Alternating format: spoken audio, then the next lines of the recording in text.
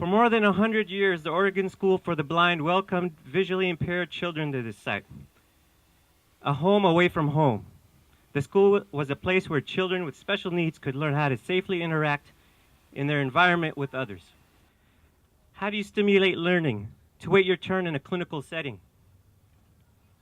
How do you teach tolerance and inclusion?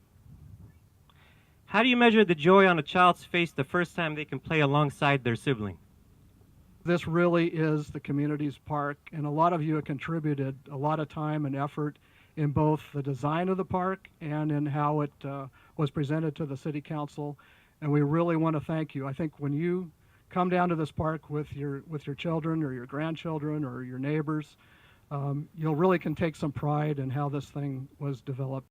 There is no manufacturer in America that makes this kind of play equipment.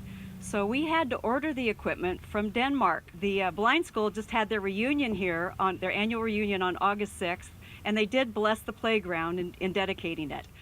I am glad too that we fought for this park. It's the only local park probably in Oregon, and it's all inclusive. As a child growing up, I didn't have the opportunity to play like the other kids, and this park allows for all children to play together. Let's get this place open. What do you think, people?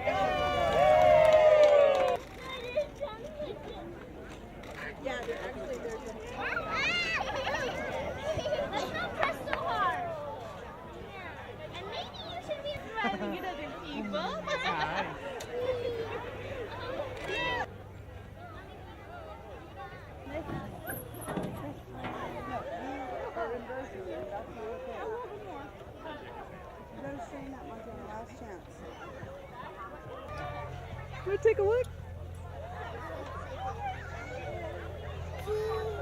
Hello. Hi. You like what you're doing? Is it fun? Yeah.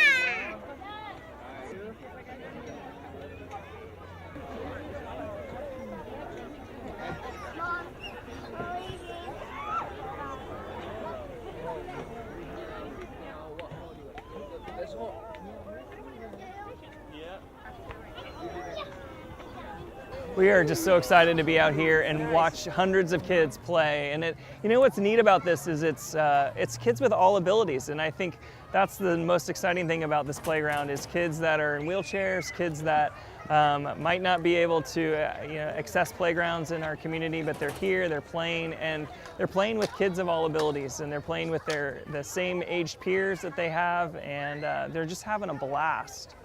I'm Izzy's mom, and Izzy was born without hands and feet, and it's been a big adjustment to learn to live in the world with a child that has different abilities than others. They needed equipment that didn't require hands to play, and that was probably my biggest thing, because if you go to any park, almost anything that they have, you have to be able to grip, you have to be able to hold on, you have to be able to use those motor skills with your fingers to play.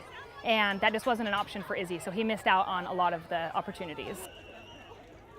I love the playground surface, it's so soft, and he actually, his shoes are right behind me right now. He took his shoes off, which he couldn't do at other parks with bark chips or cement or what they have. He can't do that, so he's trucking around and he loves it. It's good. All the equipment has in common is really just accessibility, and it's so intentional. We spent a few years designing this equipment with parents with kids with special needs, as well as our clinical staff, and every single piece of equipment here has a particular clinical intent, and also just the ability to have kids of all abilities play with it.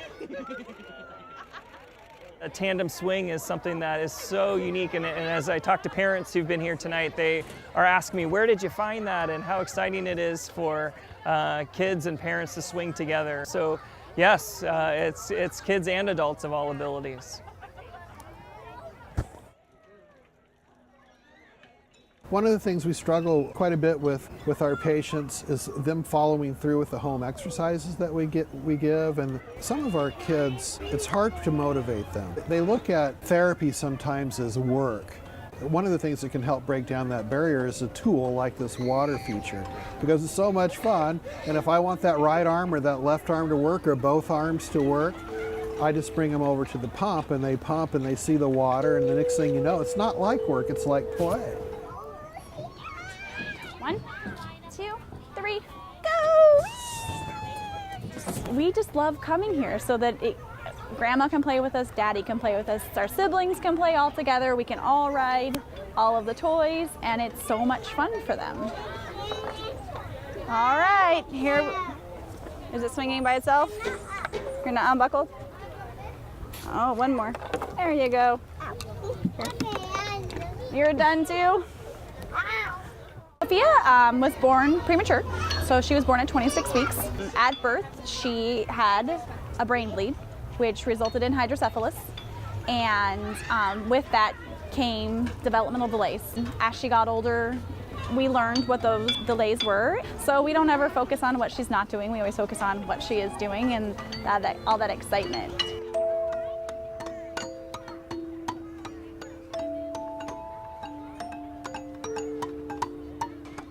Okay.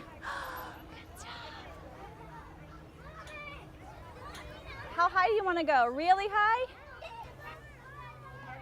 Higher?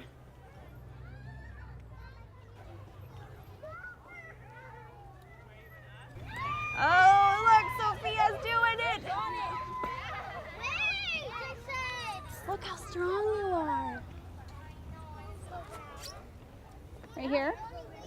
Yeah, I'm sure because your foot's stuck. Let's fix that really quick. Ready? Push. 1, 2, 3. I will fix them, I will. Go! Good jumping. I know. Here we go. Ready? You're okay. You going down? Step down. We'll get down. I need help. Bella needs help. Should we save her? Well, there's a lot being accomplished. She's getting social skills, which is really important for her. She's pretty shy, so I think it's a great feeling to come out and be able to play with other kids and know that we're all actually here for the same goal, which is fun. Let's get Bella. Get her. Do you want to sit with Bella? You want to stand next to her? Okay. Can you rock Bella? Rock her to sleep. Ah, and she's out of here. Where'd she go? My hopes are that she lives her life to the fullest. That with the help of therapists, that we get her there.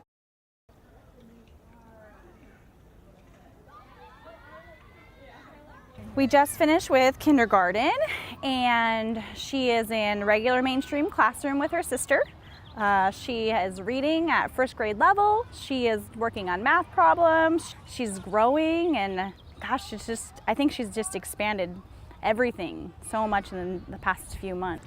She is so much more excited to go. Now, before she was a little, nervous and afraid, but she wants to, have fun, and every time we come here for our therapy, that's the first thing she talks about. The park and when we can go and when we can play, and so I think that it's just her, it feels like it's her place because we're here so much. I just think that it's helped her be so much more inclusive with everyone. It's not, oh, I can't get up on this, we can all play together. So I think that she feels so much more included, and I think that was the main goal. So I think that's the best part of it. I think that she's gotten a lot stronger. She wants to walk everywhere. She doesn't want anyone to assist her. She wants to do it herself. And in her mindset, she goes, that's fine, I'll just go do it myself. She's more independent. I think that it's that she can see things that she can get into and do, and they're easy and accessible, and she sees everyone else that are her peers playing, and that she can get on and do them too.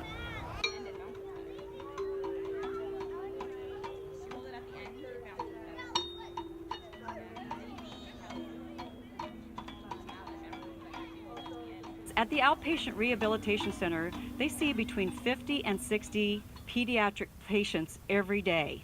And not only will they use this playground, but also the adults that visit the Rehabilitation Center will use this playground. So as you walk around tonight, take a look around the path, and what you'll see is different slopes, different surfaces that will be there for those patients to navigate and challenge them.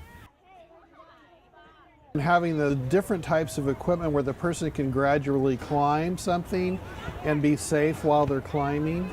And so this playground's open all day long. And so what a great opportunity to come out here with the patient, actually use the facility, and then say, okay, it's time's up, but feel free to stay. Be safe. Have fun. Let's go. Go where? Where? Where are we going? To the water. Come on. No!